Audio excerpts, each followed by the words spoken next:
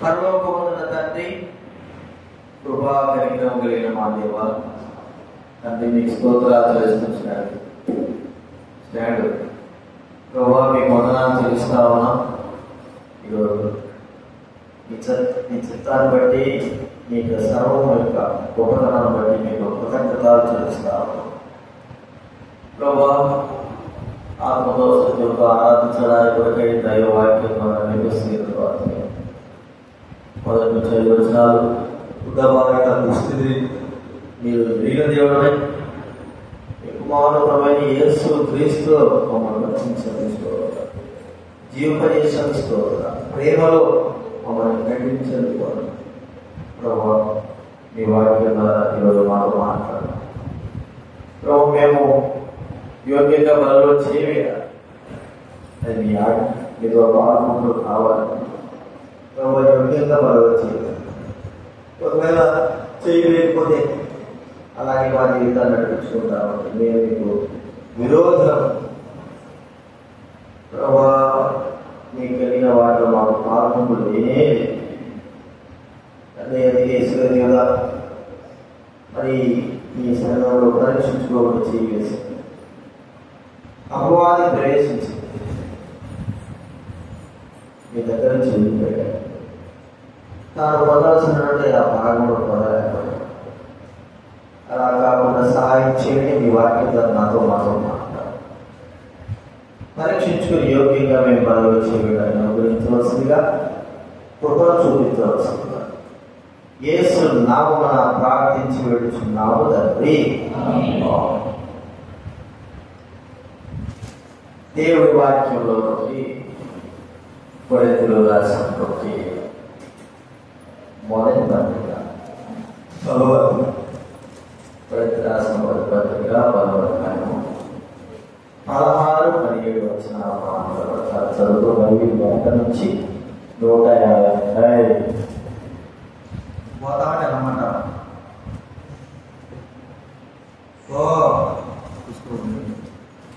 లేదా నాకు చేతులు లేదు కానీ దొంగ వచ్చింది కదా తీసుకోబోమాయి అంటే అలవాడదు.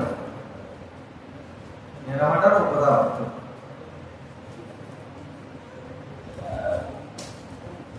బాగా సండే స్కూల్లో మాట నేర్చుకోవాల్సిందో ఈ దారిపోతాను.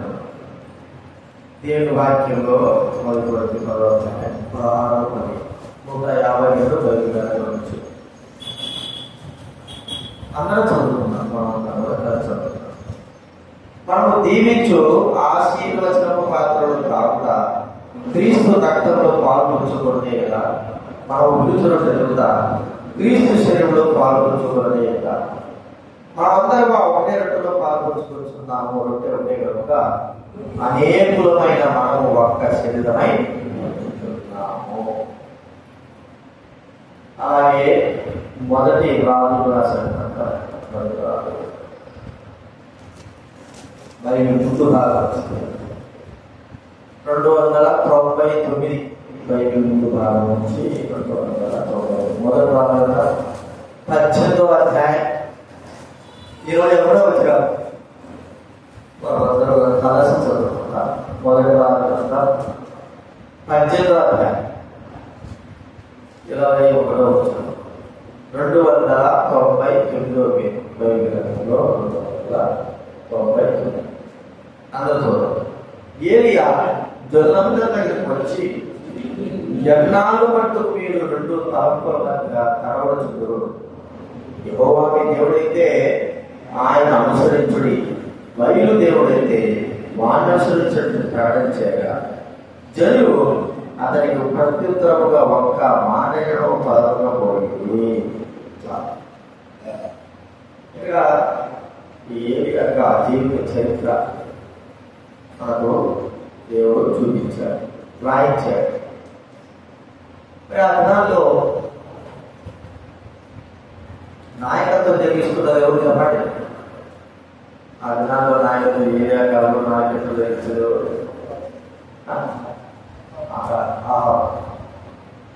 ఆహాబు పేరు మాత్రమే, ఆహాబు భార్య యెజబెల్.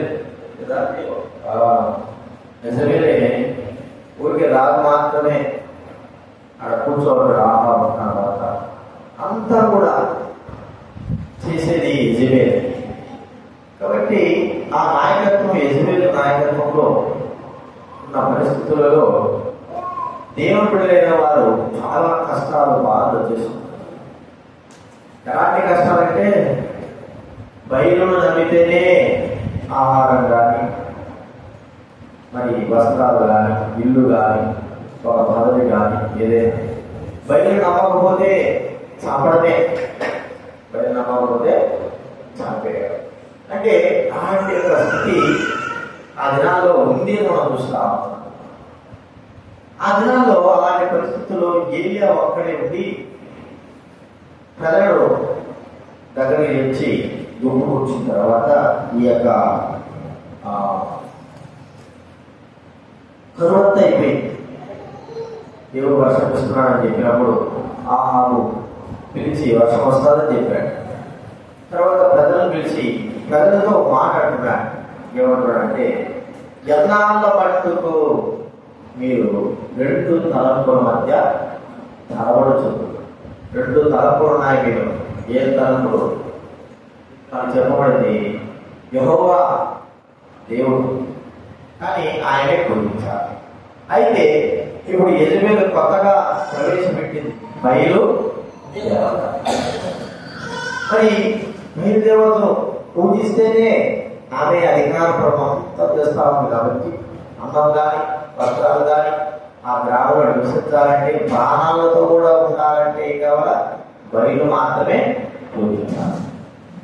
అలాంటి సమయాల్లో ఎన్నో వందల మంది, వేల మంది ప్రజలైన వారు ఆహాబు మరి యెజబెల్ యొక్క మాట విని బయలుదేవతని పూజించారు. అంత మాత్రమే కాదు, ప్రవక్తలు అనబడే వారు కూడా ఆ అబద్ధ మాటలలో వారు కూడా చాలా మంది ఉన్నారు. సుమారు ఇక్కడ 400, 800 మంది ఉన్నటువంటి బయలు ప్రవక్తలు 450 మంది, 450 మంది ఇంకా ఉండొచ్చు. ఇలాగ వారు ఆ యొక్క బయలును పూజించడానికి సిద్ధపడ్డారు. ఆ సమయాల్లో ఏలియా మాత్రమే మరి ధైర్యంగా ఉన్న వ్యక్తి మనం చూస్తా ఉన్నాం. ఇక మనం చూస్తే రెండు తలంపుల మధ్య ఈ ప్రజలైన వారి విషయం ఏమిటి? ఎందుకు రెండు తలంపుల మధ్య ఉన్నారు? గల కారణం ఏమిటి? నిజంగా దేవుడు వారికి యెహోవా దేవుడే కదా, ఇక వేరే దేవుడు లేడని చెప్పబడింది. మరి వేరే దేవుడు లేడని చెప్పబడినప్పటికీ వారు ఎందుకు రెండు తలంపుల మధ్య ఇక మరి పూజించాలా వద్దా, చెయ్యాలా వద్దా, చేస్తే మరణం, చేస్తే కరువు, చేస్తే మరి నష్టం, మరి చేయకపోతే దేవుడు మరి ఊరుకుంటాడు, దేవుడు కూడా మనం శిక్షిస్తాడు. వారు ఏది కూడా తేల్చుకోలేని పరిస్థితుల్లో ఉండి అసత్యపు మార్గంలో ప్రజలైన వారు వెళ్ళారు. అసత్య మార్గం వారు అలాగా వెళ్ళడానికి గల కారణం ఏమిటి? వారు ఎందుకు రెండు తలంపుల మధ్య తడబడి సత్యము తెలుసుకున్నప్పటికీ వారు దారి తప్పి అసత్యంలోకి ప్రవేశించి బయలును పూజించడానికి గల కారణం ఏమిటి అని ఆలోచిస్తే, మొట్టమొదటిగా యెజబెల్ యొక్క భయము వాళ్ళ అందరి జీవితాల్లో ఉంది కదండి. యెజబెల్ యొక్క భయం. ఒక ఆడవ ఏం చేసింది? ఇశ్రాయేలు దేశం అంతా కూడా ఏం చేసింది? గడగడలాడించింది. ఒక ఆడవ అంటే ఎంత గంభీరమైన వ్యక్తి. ఆమె చూడగానే, యెజబెల్ చూడగానే, తన అధికారం చూడగానే ఆమె ఏమైనా చేయగలిగినటువంటి స్త్రీగా ఉందని వారు భయపడ్డారు. భయం. ఆ భయం గురించి వారు ఏం చేశారంటే, నిజదేవుడైన ప్రభువును పూజించాల్సింది పోయి వారు బయలును పూజించడానికి కారణమైంది.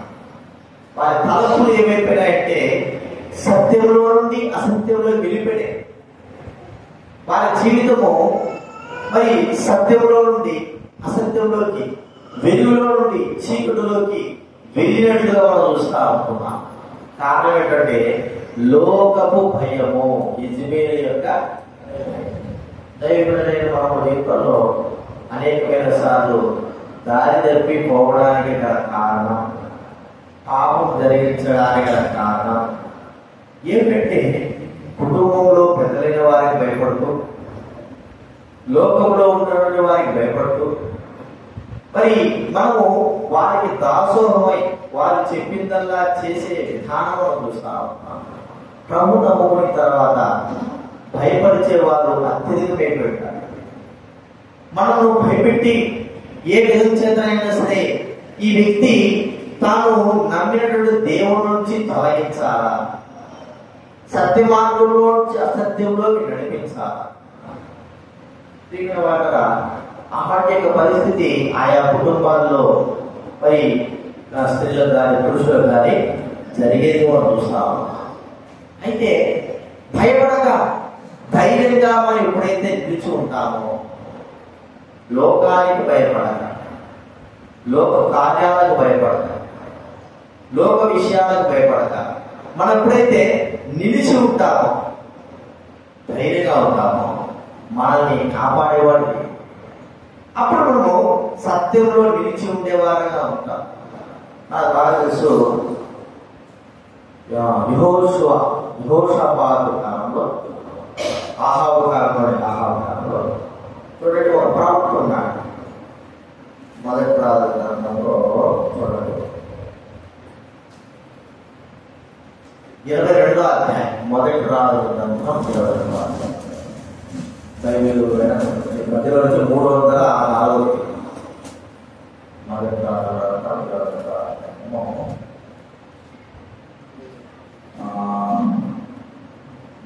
13 వచ్చింది చదవండి. 22వ అధ్యాయం, మొదటి రాజు గ్రంథం 22వ అధ్యాయము 13వ వచనం చదవండి. మీకాయను పిలవబోయిన దూత ప్రవక్తలు ఏకముగా రాజుతో మంచి మాటలు కలుపుతున్నారు కనుక నీ మాట వారి మాటకు అనుకూలపరచుకుని అతనితో నీ మాట అతని మాట అతనితో ఏం చేయాలట. ఈ దినాల్లోనే ఏరియా కాలంలోనూ పరిస్థితులు జరిగిన విషయాలు మనం చూస్తాము. యెజబెలు రాజ్యం వెళ్తున్న దినాల్లో మీకా అనేటువంటి వ్యక్తి ఉన్నాడు. మీకాయ ఈ వ్యక్తి దగ్గరికి ఒక సమాచారం వచ్చింది. ఆహాబు యెహోషాపాతు ఇద్దరు కూడా యుద్ధానికి బయలుదేరారు. బయలుదేరితే అక్కడ యుద్ధంలో మరి ప్రవక్తలైన వారు ఉన్నారు. ఏ ప్రవక్తలు వారు? దాదాపు 400 మంది ప్రవక్తలు. ఎవరండి వాళ్ళు? బయలు యొక్క ప్రవక్తలు, బయలు ప్రవక్తలు. వీళ్ళు ప్రవచిస్తా ఉన్నారు. ఏమని ప్రవచిస్తున్నారంటే, ఆహాబు రాజా, యెహోషాపాతు రాజా, మీరు ఓటి దేవుడు మీకు సహాయం చేస్తాడు, మీకు యుద్ధంలో చేయగలుగుతాది అని వాడు ప్రవచిస్తా ఉన్నారు. ప్రవచిస్తా ఉంటే యెహోషాపాతు తెలుసుగా పద్దాన్ని దేవుడికి తిరిగిన వాడు ఏమనంటే, ఇక్కడ కనీసము యెహోవా ప్రవక్తలు ఒక్కడైనా ఉన్నాడా అంటే ఉన్నాడు. యెహోవా ప్రవక్తలు ఎవరున్నారండి అంటే మన స్వతంగా కనపడింది. బయలు ప్రవక్తలు ఉన్నారు, యెహోవా ప్రవక్తలు ఉన్నారు. యెహోవా ప్రవక్తలు ఉన్నాడు, ఒక్కడే ఉన్నాడు. ఆ ఒక్కడు ఎలాంటి వాడు అంటే నాకు విరోధంగా సండే స్కూల్ పడ్డ అరువులో కూడా నాకు విరోధంగా ఉన్నాడు. కానీ మీకాయన వాడు నాకు విరోధంగా చెప్తా అంటాడు. ఎప్పుడైనా వాడి మాట నేను వాడంటే నాకు ఇష్టం లేదు. అక్కడద్దు కాగా నీవు ఆ మీకాయని పిలిపించండి. అది ఏం చెప్తారో చూద్దాం. అన్నప్పుడు ముందుగానే దూత ద్వారా పంపబడిన వర్తమానం ఏంటంటే, మీకాయకి నీవు ప్రవక్తలందరూ ఏకంగా రాజు చేయగలుగుతాను చెప్తాంది కాబట్టి నువ్వు కూడా అతని మాటకు వేయా అంటే అప్పుడేంటి భయపెట్టిస్తున్నా తాను లేకపోతే నీ కథ ఉంది అట్లా. నిజమైన ప్రవక్త మీకాయ అంటే దేవుడు ఏం చెప్తే చెప్తాను, దేవుడు నాకు ఏం చెప్తే అంటే భయము లేకోకుండా ప్రవక్తలలో మీకాయ వ్యక్తి మనం చూస్తా ఉన్నాం. యెజబెలు లోకం యొక్క భయం ప్రజల్లో ఉన్నంత వరకు ప్రభువు మనం సేవించాలి. ఈ దినాల్లో ఒకవేళ సేవించలేకపోవడం ప్రాముఖ్యం కంటే మనము నష్టపడేది ఎక్కువైపోతాం. నష్టపడతాం. మనం లోకం యొక్క భయముకు ఎప్పుడైతే మనం నిలిచి ఉంటాం, మనకు ఒక మాట గుర్తించుకున్నట్టు శత్రుకు మేషకు అబద్ధకు కదండి. ఈ ముగ్గురు గురించి మనకు ఆలోచించుకున్నాం. ఒక ఆయన వచ్చింది రాజు దగ్గర నుంచి, అహశ్వరోషు రాజు. ఏమాట వచ్చింది చెప్పండి. అహశ్వరోషునా ఏం రాదు, నెబుకద్నెజరు అహశ్వరోషు ఒక ఆజ్ఞ వచ్చింది. ఏమంటే బంగారు ప్రతిమ చేశాడు. 2 అడుగులు బంగారు ప్రతిమ చేసి అందరూ కూడా ఈ పుస్తకం ఏం చేయాలి, మీరు మొరకాలా అని చెప్పేసి. లేకపోతే మొరకాలని అసలు ఉంటే చాలు. దానివల్ల ఒక భయంకరమైన యాడ్ చేశారు. ఎవడైనా మొక్కలేదా వాడు తీసుకుని వెళ్ళి అగ్నిగుండంలో పడేస్తారు అంతే. ఈ దెబ్బతో అందరూ కూడా ఏమైపోయింది, హృదయాల్లో భయం, భీతి. ఏది దేవునికి భయం, భీతి? దేవుని ఎదిగిన వారికే భయం, భీతి. నిజముగా ఆ ప్రభుని దేవుని ఆరాధించే వారికే భయం, భీతులు పుట్టినాయి చాలా మందికి. వాళ్ళు ఏం చేశారంటే, ఈ దుర్లకడైనా బతుకుంటే ఒక సామెత, 10 సార్లు అయినా బతకచ్చు, లేదా 30 నమ్ముకొని బతకచ్చు. ఒక్కసారికే కదా నమస్కారం చేయమన్నాడు, 10 సార్లు చేయమన్నాడా? ఒక్కసారి నమస్కారం చేయమన్నాడు కాబట్టి ఒక్కసారి చేస్తాంలేండి. అందరూ ఆ బొమ్మ ముందు 100 మంది 1000 మంది ఆ యొక్క యూదులైన వారు, ఆ యొక్క మరి మాది ఆ ప్రాంతంలో బబులోని అందరూ కూడా మరి తల నుంచి ఆహ్వానించారు. అయితే 3 మాత్రం లేచి నిలబడినారు. 3 వంగడం లేదు. అప్పుడు రాజు దగ్గర ఆజ్ఞ వచ్చేసి, అయ్యా మీరు 3 మాత్రము పూజించడం లేదు, ఆరాధన చేయలేదు, అసలు లెక్కే చేయడం లేదు అన్నప్పుడు ఆయన తీసుకొచ్చి వాళ్ళు 3 పిలిపిస్తే, ఏమి శత్రుఘ్న మేషకు అబద్ధంలో నేను మీకు మంచి ఉద్యోగాలు ఇచ్చిన, ఈ దేశంలో మీరు మంచిగా అందరినీ పరిపాలించే విధంగా 3వ వారుగా మిమ్మల్ని నియమించిన, అధికారులు నియమించిన, ఇది నా యొక్క ఆజ్ఞను తొలగిస్తారా? ఇది నిజమేనా? నేను నిలబెట్టినట్టు గొప్పగా మీరు మొక్కడం లేదంటే వాళ్ళు ఎంత భయపడిపోవాలా, భీతిపడిపోవాలా, గడగడ వడకాల్సింది. మరి మాట మనకి ఎట్లా పడతాయి చెప్పండి, ఎట్లా పడతాయి? ఒకే మాట అన్నారు. ఏమంటారు? ప్రభువా, దేవా, మహారాజా అలా ఏమన్నారు? నెబుకద్నెజరు. ఈ నెబుకద్నెజరు గడగడలాడిపోయాడు. దేశాన్ని కొనికించేటోడు గడగడాడు. దేవుడు పేరు పెట్టి పిలుస్తున్నాడు. పేరు పెట్టి పిలిచేంత ధైర్యం ఎవరు కూడా లేదు. నెబుకద్నెజరు ఆ దెబ్బకు ఆ మాట పలకడం కాదు అనుకుంటున్నామేమో, పూజించమని అస్సలు పూజించాలి. మా దేవుడు రక్షిస్తాడు. ఒకవేళ రక్షించకపోయినా పర్వాలా, నువ్వు గడ్డి కూడా చేసినా పర్వాలా, నేను మాత్రం నీకు నీ గొప్పకు పూజించాను. చూడండి ఎంతటి ధైర్యం వారు హృదయాలు వచ్చింది. వారు కానీ అధైర్యపడి ఉంటే జరిగే పరిణామం ఏంటి చెప్పండి? ఆ గొప్పకు వాళ్ళు మొక్కాల్సింది. కాబట్టి ఆ దినాల్లో యెజబెలు కాలంలో భయముతో నిండి ఉన్న ప్రజలు ఆ భయాన్ని బట్టి వారు పాపాన్ని చేయగలుగుతూ వచ్చారు, పాపాన్ని చేశారు. అది భయంకరమైన పాపం. విగ్రహ బయలు భయం బట్టి ఏమొచ్చింది వారికి? పాపము. ఇతరాలు విశ్వాస జీవితంలో నడుస్తున్నామా? భయము పడదు. భయపడే అర్థం ఏమిటంటే పాపమును జరిగించే విషయాల్లో భయపడదు. ఒకసారి బాగా గుర్తుకు మరి 2004 మాకు మా అంతకి మా నాయన శరీరంలో భూమి తగలాలంటే పోలీస్ స్టేషన్ పోయినాం. Nellore police station Venkatachalam. 1 రోజు తిరిగినా, 2 రోజులు తిరిగినా, 3 రోజులు ఎస్ఐ వచ్చి విచారణ చేస్తుంటే నేను కూడా బయట కూర్చొని ఉంటాను. ఆ ఎస్ఐ చేంజ్ చేశాడంటే నాకు ఏమనుకున్నాడు ఏంటో నేనప్పుడు పోయేసి సిగరెట్ ప్యాకెట్ తీసుకురామాట. నేను సేవలో ఉందా, కంప్యూటర్లో ఉందా, నువ్వు ఇక వెళ్ళా అమ్మాడు వెళ్ళానా పోతే ఇప్పుడు తెస్తే ఏమవుతుంది? ఏమేమి కాదు తెస్తే కదా. కానీ వెళ్ళవద్దు. ఆయన అడిగిన భయపెట్టు ఎవడు చెప్పండి రసాయి. ఇప్పుడు వాడి కానీ సలహా పట్టకపోతే ఒకవేళ నా పక్షాన వాడకపోయి నాకు భూమి ఇప్పిస్తారా? ఇప్పుడు ఏం చేయాలా? నేను అన్నాడు, నేను ఇది ట్యాక్స్ అని ఒక మాస్టర్ చెప్పినాను. వాళ్ళు ఏం మాట్లాడుతూ ఇస్తారో ఇక తెలుసు కదా, న్యాయాలు ఏమైపోతాయో చెప్పండి. అన్యాయం అయిపోతుంది, న్యాయం కాస్త అన్యాయం అయిపోయింది. సరే పోటీలే, మనకు ఎందుకు అవసరం వచ్చింది. ఆ సమయంలో నేను సలహా వచ్చి ఎంతసేపు పోవడము, అది పోయేసి ఒక సిగరెట్ బ్యాగ్ కొనుక్కొస్తుంటే ఆయన ఇస్తే సరిపోతుంది. భయము అనేది ఎప్పుడైతే మనలో వస్తుందో పాపాన్ని మనం ఏం చేస్తామని చెప్పండి, దేవుడు కొరకై నిలవలసిందని. యెజబెల్ జీవితంలో ఇక్కడ ఏలియా కాలంలో అందరూ యెజబెల్కి భయపడుతూనే ఉన్నారు, లోకానికి భయపడుతూనే ఉన్నారు. లోకానికి భయపడేవారు ఏం చేస్తున్నారంటే పాపం చేస్తున్నారు. అది చాలా భయంకరమైనది. లోకానికి భయపడేంత వరకు ఉంటే పోవాలి. దానికి కూడా వాళ్ళు ఏం చేస్తున్నారు? పాపాన్ని చూస్తున్నారు, బయలుదేవులను పూజిస్తున్నారు, ఆ ఎప్పుడంటే పెట్టున్నారు. అందులో ఒకరిద్దరు కాదు, వందల మంది చేయాలి. వారు రెండు తలపుల మధ్య కనబడుతూనే భయపడుతూనే పాపము జరిగిస్తున్నారు అని మనం గుర్తించుకోవాలి.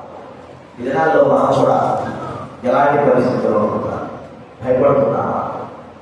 లోకంలో మనకంటే గొప్పవారు వారి ఏదో ఒక కార్యం చేయమంటారా, దేవుడికి విరోధంగా, దైవశక్తికి విరోధంగా, దేవుడి కార్యాలకు విరోధంగా చేయమంటారు. ఏమైంది అంటారు, అందరూ చేస్తున్నారేదా అంటారు. ఆ భయం తల్లిదండ్రులకి భయం, మరి అన్నదమ్ములకి భయం. మరి వారికి భయపడి చేస్తామంటే దేవునికి విరోధమైన కార్యములు మనము చేస్తా ఉంటాం, చేయకూడదు అవి చేస్తాం. ఇదే సందర్భంలో మా నాన్న చనిపోతే ఇక హిందూ సాంప్రదాయం కదా మా నాన్న చేసుకోవడం. ఏమిటి హిందూ సాంప్రదాయంలో? చచ్చిపోయిన కార్యక్రమం ఏం చేయాలా? ముందు ఎవరు నడుచుకుంటూ పోవాలి. పెద్దగొడుకు నేనే పెద్దగొడుకు, నీకు ఎవరు లేరు, నా తర్వాత చిన్నగొడుకు లేదా. ఇప్పుడు నేనేం చేయాలా? మీరాక చచ్చిపోయినాడు, గద్దె కట్టుకోవాలి, ఏదో అక్కడ పరిస్థితులు దాకా కట్టుకో, పొడవ పట్టుకో చేతిలో. ఏం చేయాలి? ఇప్పుడు ఖచ్చితంగా మా పెద్దనాయన ఉంటారు, మా మామూలు ఉంటారు, మా అత్తొద్ది, వీరందరూ ఉన్నారు. వీరికి భయపడి నేనేం చేయాలా చెప్పండి? కట్టుకోవచ్చా? వాళ్ళకి భయపడితే కట్టుకోవా, వాళ్ళకి భయపడకపోతే కట్టుకోవాల్సిన. అప్పుడు నాకు ఒక ఆలోచన వచ్చింది, నేను పెద్దగొడుకున్నా చెయ్యాలా, అతిదా ఇదిదా అంటే ఏం లేదు. ఎక్కడ చచ్చిపోయినాడు ఆయన, చచ్చిపోయినప్పుడు చెప్పినాడు ఏమంటే, నా గురించి బాధపడాకు, చచ్చిపోతే గాడి తీసేసాడు కదా అన్నాడు. నాతోనే అన్నాడు, మీరు ఏం భయపడలేదు, పుట్ట పట్టకపోయినా కూడా ఎక్కడ పోయినాడు, నరకానికి పోయినాడు, మీరు పోటీ అని చెప్పి వాళ్ళు భయపడి, మరి మా అమ్మ కూడా భయపడి చేసి మా పక్కకు పెట్టేసింది. ఎవరో కూడా ముందు పెట్టాలి, పెద్ద ముందు పెట్టకపోయినా చిన్న కొడుకుని పెట్టాలి కదా. అది చిన్నప్పుడు అప్పుడు 10th క్లాస్ చదువుతారు. సరే అంత అవగాహన లేదు. భయపడకోకుండా ఎప్పుడైతే మనము లోక కార్యం విషయమై మనం ఎప్పుడైతే తగ్గి జాగ్రత్త ఉంటామో తప్పనిసరి తప్పు చేస్తాం. ఏ రకాలం అదే జరిగేది. దినాల్లో మన భయము ద్వారా మనం దేవుడికి విరోధంగా తప్పు చేస్తా ఉంటామని మనం ఒకసారి గుర్తించుకోవాలి. భయపడకోకుండా ధైర్యంగా మనం ఎప్పుడైతే ప్రభు కొరకే జీవిస్తా ఉంటాం, రెండు తలుపులు కాదు, ఒకే తలుపు, అది మనమైన జీవమైన ఒకే తలుపుగా మనం ఎప్పుడైతే ఉంటామో అప్పుడు ధైర్యంగా మనము ప్రభు కొరకై జీవించగలుగుతాం. రెండోదిగా జనులు ఎందుకు రెండు తలుపుల మధ్య కనబడుతున్నారు అంటే రెండవ కారణం మరణం. ఏంటంటే మరణం. చంపేస్తాం, సాగు దగ్గరికి వస్తే ఎట్లాంటి వాడికైనా సరే భయం దొరుకుతుంది కదండి. భయంతో సాగు చంపేస్తాం, ఇక చచ్చిపోదాం అన్నప్పుడు ఏమి లేదు. ఇప్పుడు చూడండి, ఒక వ్యక్తికి ఉరి శిక్ష వేస్తున్నారు అనుకోండి, ఉరి శిక్ష వేసే వాడికి ఏమి అడ్డు ఆపు లేకోకుండా మనం వాడిని వదిలిపెట్టేసి ఉరి శిక్ష ఉరిపోయే దగ్గర నిలబెట్టామనుకో, ఎక్కడైతే సెక్యూరిటీ గార్డ్ లేడు, ఏం లేదు, పారిపోవడానికి బాగా అంత విశాలంగా ఉంది, ఎవరు కూడా అడ్డు చేయలేదు. మరి అలాంటప్పుడు ఆ ఉరిశిక్ష పడే ఆ వ్యక్తికి మరణానికి భయపడతాడు. భయపడి ఆ మరణం నుంచి, ఆ తాడు దగ్గర నుంచి, ఉడతాడు నుంచి పరిగెత్తుతాడు. ఎలాగైనా సరే ఒకవేళ ఆ ఉరిశిక్ష పడ్డవాడు చనిపోవడం సిద్ధం ఉన్నవాడు ఏం చేస్తాడంటే తన దగ్గర ఏదైనా ఆయుధం ఉన్నా సరే చచ్చిపోకుండా ఉండడానికి ఎన్నో ప్రయత్నాలు చేస్తాడు. అంటే మరణం అంటే ఏ వ్యక్తికి కూడా ఇష్టమనేది లేదు. యెజబెలు కాలంలో మరణము ద్వారా ఏం చేసింది? యెజబెలు అందరినీ కూడా భయపడింది. నువ్వు ఏమైనా సరే యెజబెలు నీ బయలు పూజించకపోయినావో నీ పని చచ్చిపోతావు. పాపము ఆ మాట ఎవరికి చెప్పింది చెప్పండి? ఏరియా కూడా అదే సమాచారం. రేపటితో చూడు నీ కథ అయిపోతుందండి. రేపు ఈ వేళకి ఎంతమంది చనిపోయినావు నువ్వు, నీ ప్రాణం కూడా అంటే అయిపోతుంది. మరి ఏరియా కూడా భయపడినాడు మరణానికి. ఒకవేళ భయపడినాడు లేదు అర్థం కాలేదు, కానీ ఆ సమాచారం అంతటి నేను చంపేస్తాను. మరణానికి భయపడి మానవుడు కూడా పాపాన్ని జరిగించేవాడుగా. ఈ దినాల్లో మరణానికి భయపడకపోతే మనం పాపము జరిగించాం. ఏం దీనికి ఉదాహరణ ఏంటంటే, సువార్తలు వెళ్తా ఉంటాం. సువార్తలు వెళ్ళేటప్పుడు అక్కడ పట్టుకుంటారు, కొడతారు. కొన్ని సందర్భాలు ఏం చేస్తారంటే చంపడానికి సరిగా వాళ్ళు తీసుకొచ్చారు, చంపేదానికి సిద్ధంగా ఉంటారు. ఆ మరణానికి భయపడే వాళ్ళైతే దేవుడి గురించి చెప్పలేము, దేవుడి వాక్యం గురించి మనం ప్రకటించలేము, దేవుడి మాటల గురించి చెప్పలేము. మరణానికి భయం లేకుండా ఉన్న వాళ్ళైతేనే దేవుడి గురించి చెప్తారు. మరణం వచ్చినప్పుడు నాకేం భయం లేదయా, నేను దేవుడి గురించి చెప్పాలి, దేవుడి మాటల గురించి చెప్పాలి, దేవుడి వాక్యం గురించి చెప్పాలి, మంచి మాటలు చెప్పాలి. అందుకే సువార్తల కొరకే దైవులని కూడా అనేకమైన వారు వారి మరణాన్ని అప్పచెప్పిన, మరణమైనా పర్వాలేదు ఇప్పుడు తెచ్చిపోయి ఎప్పుడో కావాల్సి ఇప్పుడు తెచ్చిపోతాం అంతే, దేవుడి కార్యం లేదు. ఆ మరణాన్ని ఎట్టు పెట్టుకొని మానవుడిని సాతాను ఏం చేస్తారంటే పాపంలోకి తిప్పేవాడుగా చూస్తా. ఈ దినాల్లో మరణానికి భయపడే వారు చాలా మంది ఉన్నారు. మరణానికి ఎవరు భయపడతాడంటే ప్రభువు పట్ల నిలవలేని వాడు, ఆత్మీయంగా ఎదగలేని వాడు, దేవుడి ప్రేమను రుచి చూడలేని వాడే మరణాన్ని భయపడతాడు. అలాంటి స్థితి కలిగి చాలా దినాలు, ఆ దినాలు ఎలా ఉంటుంది ఒకసారి నిజంగా జరిగినటువంటి విషయం. చైనా ఆ దినాల్లో దేవుడు లేడు అనేటువంటి ఆ ప్రాంతాలు, ఆ దినాల్లో రహస్యంగా దేవుని ఆరాధిస్తా ఉంటున్నారు. కనబడితే చాలు మాటనే ఆరాధిస్తా ఉంటే, మరి ఒక సందర్భం ఆ చోట అడవులో ఆరాధిస్తా ఉంటే ఉన్నటువంటి అక్కడికి అందరూ కూడా ఆ లోకస్తులైన వారుగా వాళ్ళు కొంతమంది వచ్చేసారు, గంటలు పట్టుకొని వచ్చేసారు. అక్కడ సందర్భం ఎంత అంటే భయము భయము భయం, ఎంత భయం అంటే అంత భయం. మనం చూస్తే మననే ఇటీవల కదా ఉగ్రవాదులు మన వారిని చంపారు. ఎలాగ చంపారు? వాళ్ళు దగ్గర కనిపెట్టి జై పాకిస్తాన్ అట్లా వాడు హిందూ ఏమంటాడు చెప్పండి? అన్నాడంట జై పాకిస్తాన్ అన్నా కూడా, జై జిహాద్ అన్నా కూడా వాడు ఏం చేశాడు? వాడు చంపినాడు. ఇప్పుడు ధైర్యంగా ఉన్న వాళ్ళు ఏం చేయాలంటే, మరి నువ్వు అన్నా చంపుతావు, అన్నా చంపుతావు, జై ఇండియా అని సావలే. వాడు ఏం చేశాడు? ప్రాణానికి భయపడి జై జిహాద్ అనగానే అయినా కూడా ఏం చేశాడు? చంపేశాడు. అయినా కూడా చంపేశాడు. అంటే మరణము వచ్చిన తర్వాత నిజమైనటువంటి ఈ యొక్క భారతీయుడు ఆ దినాలు ఆ పరిస్థితి ఉంది. పరిస్థితి మరణం ఎక్కడుంది చెప్పండి? ఎక్కడుంది? నిమిషాలలో మరణము దగ్గరుంది. ఆ నిమిషాలు తప్పించుకోవాలంటే ఏం చేయాలా? వారు చెప్పిన దానికి అవునే అని చెప్పాలి. జై జిహాద్ అంటే చెప్పాలా? జై జిహాదే చెప్పాలి. ఒకవేళ వాడు చంపినా పర్వాలేదు, నాకు నా దేశం ముఖ్యం కావాలనుకున్నవాడు, లేదు భారతదేశమే నాకు, ఇండియానే నాకు కావాలనుకున్నవాడు అలా చెప్పేవాడు. చాలా మంది సాక్షులు ఏంటంటే జిహాద్ అన్నా కూడా చంపేసిన అదే మరణంలో మరణం దగ్గరకు వస్తే ఏం చెప్పాలో అర్థం కాక సరే బతికితే బాగుంటుందని చెప్పేసిన. అయితే దైవ బిడ్డలమైన మా విషయాలు గుర్తించుకుంటే మరణం దగ్గరకు వచ్చినప్పుడు ఆ ప్రభువైన దేవుని మనము మరి ప్రభువుకు జీవించేవారుగా చెప్పినా కదా. ఇప్పుడు చెప్తూ ఆయన చైనా ప్రాంతం జరిగితే ఉన్నటువంటి అందరూ ఒక్కసారిగా గడ్డు పట్టు వచ్చారు. ఏం చేస్తున్నారు అంటే వారు ఏం చెప్పలేకపోయారు. అక్కడ యేసు పటం ఉంది, బైబుల్స్ ఉన్నాయి, ఆరాధిస్తున్నారు, వారు తెలిసిపోయింది. మరి దేవుడు లేడని ఈ దేశంలో మరి యేసు ప్రభు ఉన్నాడు దేవుడని మీరు ఎట్లా ఆరాధిస్తున్నారు? ఇప్పుడు మీరందరూ బతకాలంటే ఒకటే మీరందరూ ఏం కావాలా? యేసు ప్రభు పటం పెడతాం, ఆ పటం పైన మీరు ఉమ్మి వేసి వెళ్ళిపోయి మీరు ఏం చేయాల్సిన అవసరం. మీరు బతకాలంటే ఏం చేయాలి చెప్పండి? ఉమ్మి వేసి వెళ్ళిపోండి అంతే. మీరేం చేయాల్సిన అవసరం. పటం పెట్టారు. ఇప్పుడు ప్రభుని ఆరాధించడానికి వచ్చిన వారు, దేవుని గణపత్రానికి వచ్చిన వారు, బైబిల్ తీసుకుని వచ్చిన వారు, రహస్యంగా ఉన్న వారు చేసే పని ఏంటంటే ఒక్కోడు పటం మీద వచ్చేసి వెళ్ళిపోతా అందరూ వెళ్ళిపోయినారు. ఒక చిన్న అమ్మాయి పాటలు వచ్చింది. ఈ పిల్లలు కూడా చూసినారు.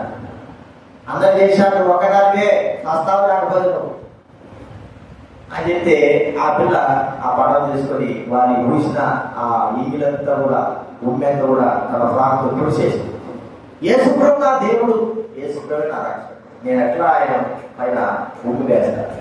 ఇప్పుడు మరణం వచ్చింది కదా నేను ఆయన వదులుకుంటానా అన్నప్పుడు అక్కడ ఉన్న ఉమ్మి వేసిన వారందరూ కూడా ఎంత సిగ్గు మాకు ఏంటంటే చెప్పలేదు. నిజంగా వాళ్ళు గడ్డు పట్టుకొని వచ్చింది వాళ్ళే క్రైస్తవులే. చూద్దాం వీళ్ళు ఎలా పరీక్షిద్దామా. వారు ఊరికే వచ్చిన వారు కూడా తెలుసుకోలేకుండా వారు ఏం చేశారు? తమ హృదయాల్లో ఉన్నది వారు బయటకు వచ్చారు. మరణము నిజమేది కాలంలో జరిగింది. అదే ఎందుకు రెండు తలంపుల మధ్య వారు ప్రభు కొరకై జీవించలేకపోయినారంటే మరణ భయం. మరి ఆ యజమాని కాలంలోనే 7,000 మంది బయలులో పూజించిన వారు ఎంతమంది ఉన్నారు చెప్పండి? 7,000 మంది వారు గుహలోకి వెళ్ళిపోయినారు, కొండలోకి వెళ్ళిపోయినారు. గుహలోకి వెళ్ళిపోయింది. అక్కడ కూడా ఏముంది? మరణమే. అక్కడ కూడా మరణం ఉంది. అయితే ఇక్కడ ఒక దెబ్బగా చచ్చిపోతారు. అక్కడ నిదానంగా వేరుడి అన్నం ఉండదు, ఆహారం ఉండదు, ఆకలి, బాధ, వేదన, క్రోధెత్తులు ఉంటాయి. అక్కడ ఎలాగ తలదాల్చుకోవద్దు, ఏం జరిగినా కూడా ఆడే కావాల్సిందే. అలాంటి పరిస్థితి.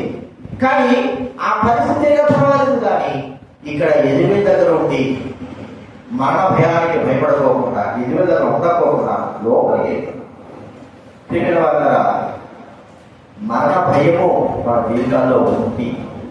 ఆ ఉండడం ద్వారా తీసుకోండి దేవుడి కొరకు మనం జీవించలేము, దేవుడి కొరకు మనము విడిచి ఉండలేము, దేవుడి కొరకు మనము మరి నిలకడగా జీవించలేము. ఎందుకంటే మరణ భయం ఉంది. చూడండి, మాట మీకు ఉదాహరణ చెప్తాను. ఒక మంచి జ్వరం వచ్చింది, బాధ లేదు, కాళ్ళప్పుడు రోగాలకు వచ్చింది, ఏదైనా బాధలో ఉన్నా, శ్రమలో ఉన్నా దేవుడి సన్నిధికి వెళ్ళాల్సి వచ్చింది. మనం వెళ్ళే సమయంలో మనకు ప్రమాదం జరిగినా, ఏం జరిగినా, లేకపోతే ఏదో జరుగుతాయని మనకు ఆలోచించినప్పుడు, లేకపోతే బాగలేదు అని మనం తెలుసుకున్నప్పుడు మనము మరి ఆ ప్రమాదాన్ని ఆలోచించి దేవుడి సన్నిధికి వెళ్ళకుండా ఉంటామా? మన మరి మీటింగ్ జరిగింది మద్రాసులో శుక్రవారం సాయంత్రం భయంకరంగా వర్షం పడిపోయింది. మీటింగ్ అయిపోయింది. ఇక ఏంటంటే చేతులు కూడా తెగిపోయినాయి, అంత వర్షం వచ్చేసి అరగంటలో వచ్చేసి ఈ దైవ సేవకు దిగుతారు. ఇంకా కింద దిగుతా హఠాత్తు ధమాని కింద పడ్డాడు. పడగానే చెయ్యి మూడు ఒకటి ఒత్తుకునే బాగా పెద్దదైపోయింది. ఇక అంటే ఆయన తీసుకొచ్చి లోపల కోసం పెట్టారు. వర్షానికి అరగంట తర్వాత వర్షం అయిపోయింది. చెయ్యి లేకుండా పైకి మరి వాటర్ మీద చెయ్యి లేకుండా ఇక రెస్ట్ తీసుకుంటారు. మరుసటి ఉదయం నీళ్ళంతా నిలిచిపెట్టారు. ఒకవేళ అతను రాకపోయినా పర్వాలేదు, కానీ అక్కడ ఉన్న సందర్భాన్ని చూసుకోవడానికి చాలా మంది ఉన్నారు. అలా నువ్వు చూసుకో, నా బాగలేదు, నాకు చేయడం లేదు అన్నా కూడా ఏం రావట్లేదు. కానీ మరి 9:30 10 గంటల మరి కారులో మరి ఆయన ఎక్కి వచ్చినాడు.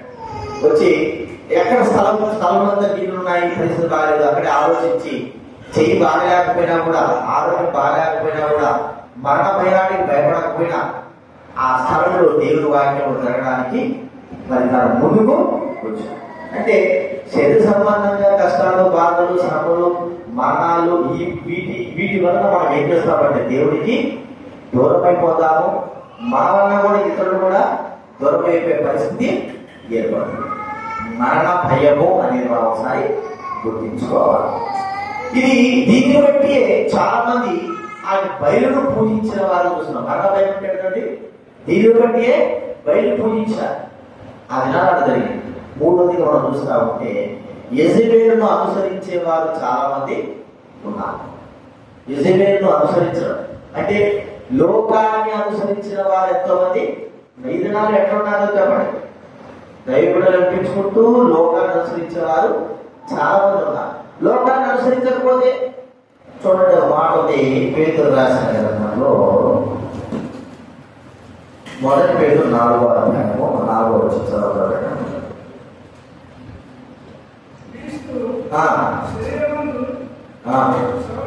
మొదటి పేతురు 4వ అధ్యాయం 4వ వచనము.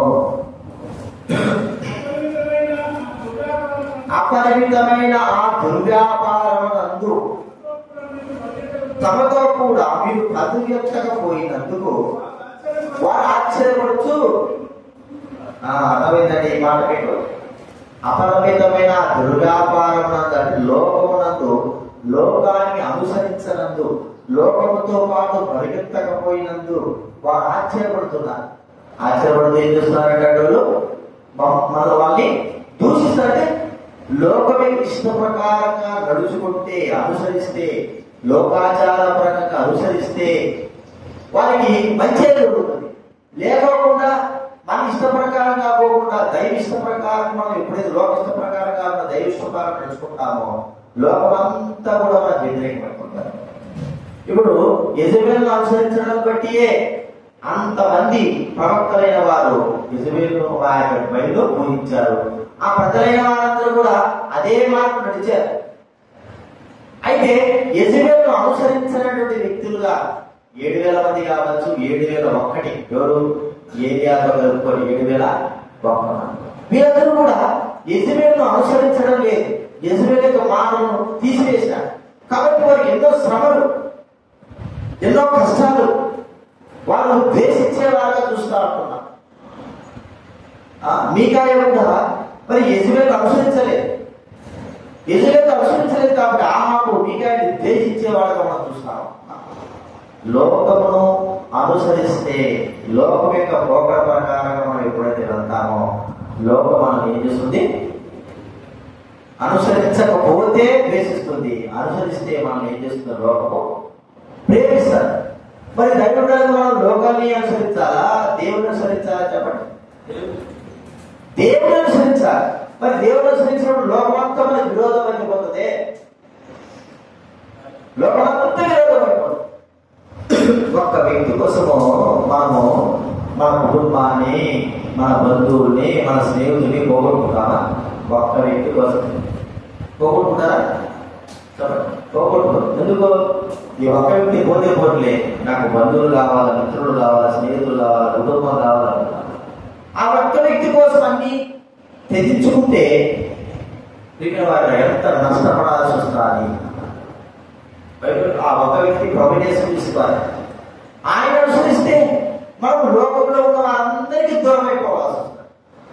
ఆయన అనుసరించకోకుండా మనము మరి ఆ లోకం యొక్క ప్రకారంగా జీవిస్తే లోకంలో ఉన్న వారందరూ కూడా మనకు దగ్గర ఉంటారు.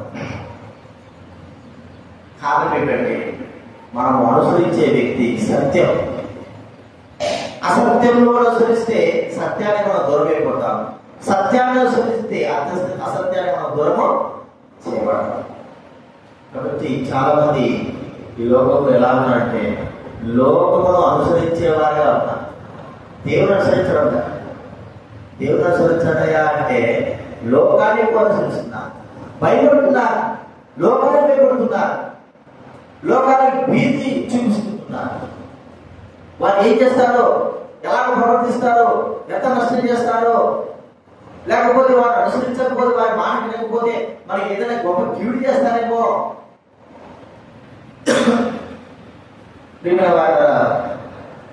అలాగా లోకాన్ని అనుసరించేటువంటి వారు చాలా మంది ఉన్నారనము. నువ్వు కూడా లోకాన్ని అనుసరిస్తుంటున్నావా? యెజబెలును అనుసరిస్తుంటున్నావా? యెజబెలు యొక్క మాటలు వింటున్నావా? యెజబెలు యొక్క అధికారం కింద ఉంటున్నావా? యెజబెలుకు భయపడుతుంటున్నావా? యెజబెలు చేత మన భయం చెందుతుంటున్నావా? దానిని బట్టి దేవునికి దూరం అయిపోతున్నావా? లోక భయాన్ని బట్టి దేవుడికి విరోధంగా పాపం చేసేవారు ఉన్నారు. మరణాన్ని బట్టి దేవుడికి దూరం అయిపోయేవారు ఉన్నారు. యెజబెలుకు లోబడాన్ని బట్టి దేవుడికి ఇష్టప్రకారం నడుచుకోలేని వారు చాలా మంది. కాబట్టి ప్రియమైన వారు కదా, మరణం వచ్చినా పర్వాలేదు. అపోస్తలుడైన పౌలు అంటాడు, నేను ప్రభు కొరకు ఏం చేస్తున్నాను? మాట అపోస్తల కార్యాలు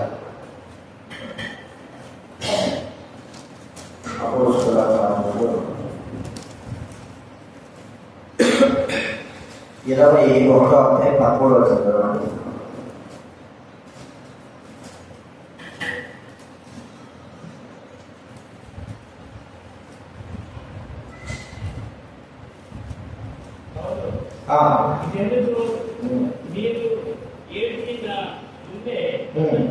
బదం చేసేదేలా నేనైతే ప్రభువైన యేసు నామమున నిమిత్తము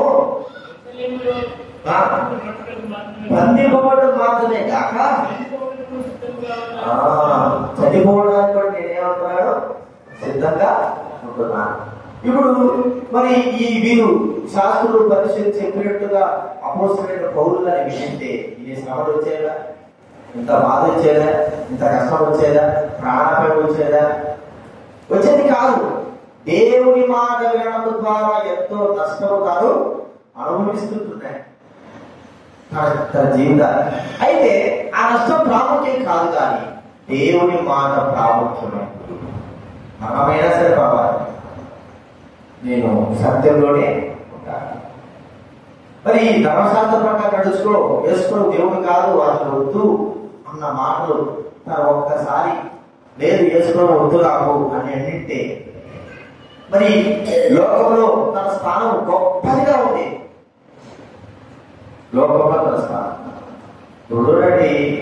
కరుణాకర్ ఉన్నాడు కదా, కరుణాకర్ అనేటువంటి కరుణాకర్ సుధా వాడు యేసుప్రభు ముందు నుంచి క్రైస్తవుడుగా ఉన్నవాడే, క్రైస్తవుడే వాడు. ఇటు వచ్చినాడు. ఇప్పుడు మన స్థానం ఎక్కడ వెళ్ళిపోయింది చెప్పండి? డబ్బులు గొప్ప సంపాదిస్తున్నాడు, డబ్బులు ఎక్కడ పడితే సంపాదిస్తున్నాడు, అది పెట్టాడు, ఇది పెట్టాడు, లక్షలు కోట్లు తింటున్నాడు. వాడి స్థానం ఒక రేంజ్లో వెళ్ళిపోయింది. కారణం ఏమిటి? యేసు ప్రభు తాను దూషించడం ద్వారా, యేసు ప్రభు వ్యతిరేకంగా నిలబడడం ద్వారా లోకం ఏం చేస్తున్నాడు చెప్పండి? తలపైన కూర్చోబెట్టున్నాడు. లోకం యేసు ప్రభు విరోధంగా నడుస్తున్నవాడు కాబట్టి లోకం తలపైన కూర్చోబెట్టి, అది యేసు ప్రభు విధేయుడుగా తను జీవించగలిగితే లోకం ఎక్కడ కూర్చోబెడతాడు? మరణానికి అప్పచెప్తారు. యేసు ప్రభు విధేయుడుగా ఉంటే ఏమవుతుంది? మరణానికి అప్పచెప్తారు. యేసు ప్రభు దూషించి లోకానికి ఇష్టపడగా నడుచుకున్నాడు కాబట్టి అతన్ని ఎక్కడ కూర్చోబెట్టుకుని తలపైన కూర్చోబెట్టాడు. అర్థం చేసుకుంది. లోకము యేసు ప్రభు విరోధంగా ఉంటేనే ప్రేమిస్తారు. యేసు ప్రభు మాట వినకోకుండా ఆయనకు వ్యతిరేకంగా జీవిస్తేనే ప్రేమిస్తారు. యెజబెలు చేసిన కార్యాలు అలాంటి ఉంటూ ప్రజలేదో రెండు తలపుల మధ్య కనబడతా ఉన్నారు. విధానం ఎలా ఉన్నారు? మరణానికి, భయానికి, మరి లోకానికి లోబడి జీవించేవారుగా ఉంటున్నా. ఒకసారి ఆలోచిద్దాం. ప్రభు దగ్గరకు వచ్చిన తర్వాత అపోస్తలుడైన పౌలు అభ్యర్థులు ఇంకా అనేకమైన వారు దైవులైన వారు ప్రభు కొరకే జీవిస్తూ వచ్చారు. ప్రభు కొరకే నిలుచుకోవచ్చారు. ప్రభు కొరకే వారు ఎంతో నష్టమైనా సరే కావాలి వారు జీవితంలో వచ్చారు. ఆ వాక్య స్థితిలో మన జీవితంలో రావాలని ప్రభు మనతో కోరుకుంటున్నాను. కాబట్టి అలా ఉండడానికి ప్రభు సహాయం చేయగా ప్రార్థన చేసుకుంటా